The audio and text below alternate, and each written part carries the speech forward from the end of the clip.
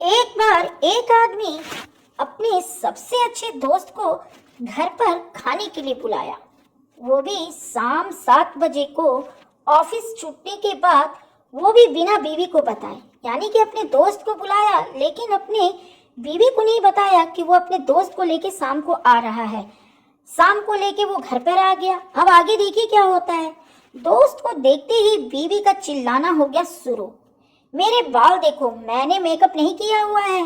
घर की हालत देखो, मैं अभी तक गाउन में हूँ और मैं आज इतनी थकी हुई हूँ कि रात का खाना नहीं बना सकती हूँ। और ऊपर से तुमने अपने दोस्त को ले आया। क्या सोच के तुम अपने दोस्त को लेकर आ गए? मुझसे बिना पूछे बोलो। पति बेचारा, क्योंकि जानू ये शादी करने की सोच रहा था। मैंने कहा पगले, पहले एक डेमो तो देख ले। आई आपको बात समझ में कि वो अपने दोस्त को अपने घर का डेमो दिखाने लाया था कि पत्नियां कैसी हो जाती हैं शादी के बाद। अब ये दूसरा किस्सा सुनिए। ये भी पति पत्नी का ही किस्सा है और काफी मजेदार है। एक सज्जन की तबीयत अचानक खराब हो गई। तत्काल उन्होंने अपने डॉक्टर को बताया। डॉक्टर ने बहुत बारीकी से उनका मुआयना किया और आखिरकार बहुत संजीदगी से बोला, मुझे बेहद अफसोस के साथ आपको बताना पड़ रहा है कि आपकी हालत बहुत नाजुक है और आप महज 12 घंटे के मेहमान हैं।